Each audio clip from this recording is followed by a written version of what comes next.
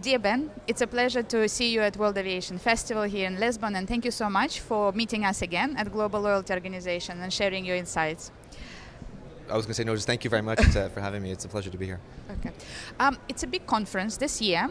We see some new entrants, some new participants such as AWS, a few other big names. The key topics touched upon was definitely new technologies, data, big rise of the importance of auxiliary revenue, retail. What were the key trends or key themes that you think were the most important this year? So a couple of things, I guess, just to mention Amazon since you brought them up. We're a new partner of theirs actually, and our members can earn miles when they shop via Amazon. But interestingly enough, I mean, when we look at internally how we want to build our data model, our CRM system, our customer centricity tool, Amazon really does come to mind. They've done a really good job at putting the customer in the middle. And whether you're shopping via Amazon.com or on your Kindle or Prime or whatever, they know who you are, right? And they leverage all of that to have a better idea of who you are. So leveraging that and taking that into our world, we have so much data on our customers. We know where they fly, we know how far in advance they book, we know what travel cabin they tend to travel in.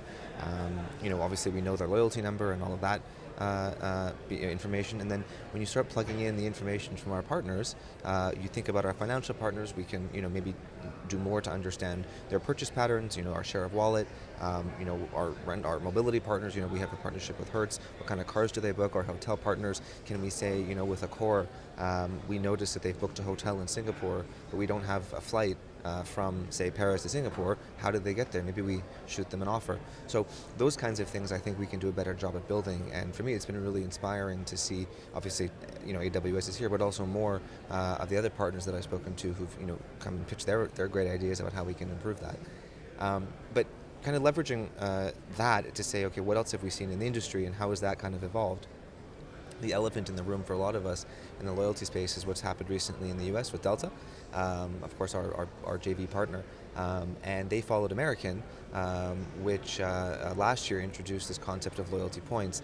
And in both cases, it's a departure from the traditional system of how much you fly or engage with Delta by flying, in terms of earning status, and instead what you're seeing is much more of a revenue focus in terms of not only how much you fly with the airline, but also how much you spend on their co-brand credit cards, how much you rent from their rental car partners, how much you use their hotel portal or their shopping portal to to book your reservations like that, and all of that total spend goes into the calculation in order to earn status. It's a bold move, and I think it works well in the U.S. Given a lot of certainly the proliferation of co-brand credit cards. In Europe, for a variety of reasons, we don't have the same strength of credit cards, the same customer behavior. But I do think that we can start to learn from what we see in other markets to say how can we better incentivize engagement with our partners. For an example, can we say, okay, we want you to rent a car via Hertz, our partner. You earn miles as a customer. We earn commission, obviously, as the partner. Hertz earns the rental, so it's a win-win-win. And we're going to find new ways to reward you for that. That could be one example. And then you tie in that to the data model that we just described and that we want to do a better job building, and we then start to be able to get a better behavior modeling possibility for our customers, which I think then allows us to better kind of precisely target the right messaging at the right time to the right customer, which then will hopefully boost conversion and engagement with our company. Interesting. Obviously, in US, it will be easier for the bigger market, bigger number of customers. It will be easier to implement this model. In Europe, as you said, a little bit harder. It's interesting that a couple of your sessions here focused on the millennials as becoming one of the main customer categories, and the use of social media. From my understanding, it's the third largest channel now for the travel. And one of the key takeaways from this conference is that selling flight alone is no longer an option, and it's not interesting for millennials. It has to be an inspirational experience package with a hotel or with some trips.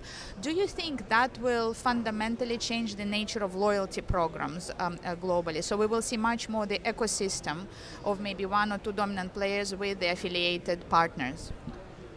I think it's a really interesting question. I mean, and there's a lot There's a lot I can say, I think, on the millennial segment, being one myself. But I think, first and foremost, I think, to your point on social media, I mean, we think that it's important to be present, obviously, where our customers are. We're present on Twitter, on Facebook, obviously, on Instagram, on WhatsApp. And it's true, we certainly find on a customer handling perspective that's, increasing. We also see, to your point about the aspirational travel, with influencers and all of that. We don't have any influencers ourselves that we use, at least in Flying Blue. But what we do see is that inspires people to then book trips, right? So there is a lot of, I think, partnerships that we can lead with there. And what it means to me as well is it really reinforces this idea that loyalty is there to, how do I say this? It's the aspirational idea of travel that works to kind of reinforce the power of loyalty programs, right? It's this aspirational reward which makes people have what I call irrational behavior, which is not a negative. It just means, why would I fly you if you're more expensive or less convenient when I can fly somebody else? But with us, you get miles, and you think your miles are valuable because you can use them to book a trip that you've seen on Instagram. I mean, that's the kind of the kind of idea. So when you offer this aspirational reward, whether it's a flight, which of course is our primary business in our case, but like you say, there is also the kind of halo of the flight that then extends to the other travel aspects and travel partners in our ecosystem. And I mean, like I mentioned, you have rental cars, so we have a partnership with Hertz. We have hotels with Accor, with Booking.com. We have a few other hotel partnerships, and I think all of those are going to become more important as people say, I want to be able to use my miles for more things. I want to increase the utility, the relevance of my miles, which makes the currency more valuable, which then makes it more interesting to earn miles with us and then engage with us, so it kind of is that virtuous circle. But I think the other benefit as well to making the miles more valuable is then you get more people using them, and then by increasing this level of aspirational redemption, not only flights, travel, but also for experiences, you start to create more of this everyday relevance, not only for partners like we said with Amazon, but also what can we do leveraging the brand partnerships that we have. So at Air France we have 17 Michelin star chefs that sign our menus in business and first class. Being based in France, of course, we're home to the French gastronomic culture, and for us, can we leverage that? Can we say you can use your miles to train with the pilots in the flight simulators, because and money can't buy experience. These kinds of things, I think we are starting to explore, because I think, like I said, you increase not only the everyday use utilization, but desire and aspirational value, so that more people want to engage, which then increases that experiential utilization of the program. And then lastly, I think with Millennials, the key thing we also have to keep in mind is sustainability. So for us as a loyalty program for an airline, of course, this is a sensitive topic. There are some stakeholders who are saying we should be banning frequent flyer programs because that stimulates travel. Another reason, we're looking to extend the number of ways you can actually use your miles that is not necessarily focused on air. We do have studies that show that the actual incremental amount to travel stimulated by loyalty programs is negligible, so that was also reassuring. But we can't pretend that this challenge doesn't exist. We can't pretend that the pressure, particularly from the younger generations, is not there. So what we did, and we were actually one of the first ones in the world to do this, was we said to ourselves, how do we take a step back, and how can we encourage people to do the right thing? So what we did, and like I said, we were the first ones in the world to do this, was we actually introduced the ability to earn what we call XP, which is the status mile or the tier mile qualification, how you earn status, for buying SAF, or sustainable aviation fuel. So for making a conscientious choice to contribute towards purchasing SAF, on which we don't make any margin, you actually earn XP. Which then helps you qualify for status. So what this means in effect is that you actually have to fly less if you purchase SAF in order to earn or maintain your status, which says a lot, because we're putting our money where our mouth is by saying we are willing to accept less money effectively for you to earn the same tier benefits if you are willing to make a contribution. And when we put this in place, we noticed that there was an 800% increase in our elite members who are purchasing SAF. Now, that says a lot. It shows the power of loyalty to stimulate change, to influence people to make the right choice, which was really reassuring to us. But it also helps us when respond to customers. We did a survey, and one of the members wrote in. She says, I'm a platinum member, and I love the airlines, and I like flying with you. I like the benefits. But when I'm traveling with my friends or family, and you recognize me as a platinum member, I'm embarrassed, because it means that I fly a lot in order to achieve this status. So I don't want you to recognize me. Now this is a new challenge for us because you have others, and certainly the historical and traditional model of loyalty is you want to recognize your best customers, and we still have many people that wish to be recognized. But how do we adapt to this new challenge of dealing with customers who don't want to be recognized because they're embarrassed? Now, for us, the recognition piece is one aspect, but when we can say to them, you've earned the status because you've also contributed to buying SAF, that helps because then they can feel proud. Yeah. And we notice that is been very positively received, and particularly by this younger generation, and we hope to continue to find, or will continue to find new ways to reward members for making the right choice. It's quite interesting what you're mentioning. What we are seeing at Global Loyalty Organization in the hospitality segment, in the hotels, some of the hotels created a niche product, effectively the green hotels. For example, one of our members, Global Hotel Alliance, has green collection. And if I look at the other industries, food and beverages, for example, it's quite normal now to have on the menu the vegan option. So I wouldn't be surprised if, in a couple of years we will see green tier status and then, platinum, gold or silver, or a combination of those, right? So I definitely think there is a need and demand for this.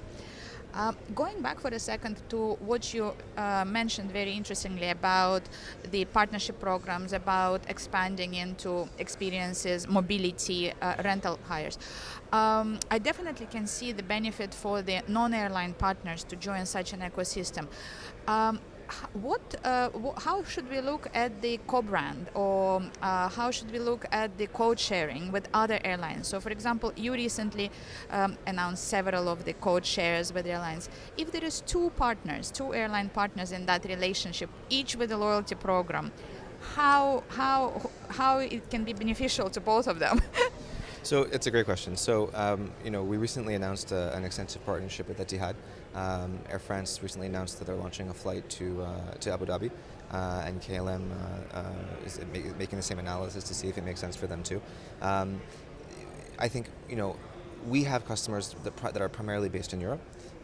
In this case, with our new partner Etihad, they have members that are primarily based in the UAE and in the Gulf region, and even as far south as Australia. So this allows us to kind of offer more destinations to our customers, and loyalty aspect. We aim to introduce very soon reciprocal mileage earning and burning for our members on Etihad and Etihad's members on Air France and KLM. As well as reciprocal benefits for our top tier members, so lounge access, extra baggage, that kind of thing. And I think in this case, you really are going to start to see the benefits. And actually, when you look at the way airline alliances were founded, this was the primary reason was for customer benefit. So Etihad, of course, is not in SkyTeam, but we still do see the value in partnering with airlines, certainly in regions of the world that we might not have SkyTeam partners or other previous relationships. And in this case, Etihad was a great partner to work with, and we hope to see successful growth from this. Thank you so much. Rise of partnership is definitely one of the key trends. That's the philosophy and DNA of Global Loyalty Organization, and we hope that through us we can also forge new partnerships in the future. Absolutely. Thank you so much. Thank you so much.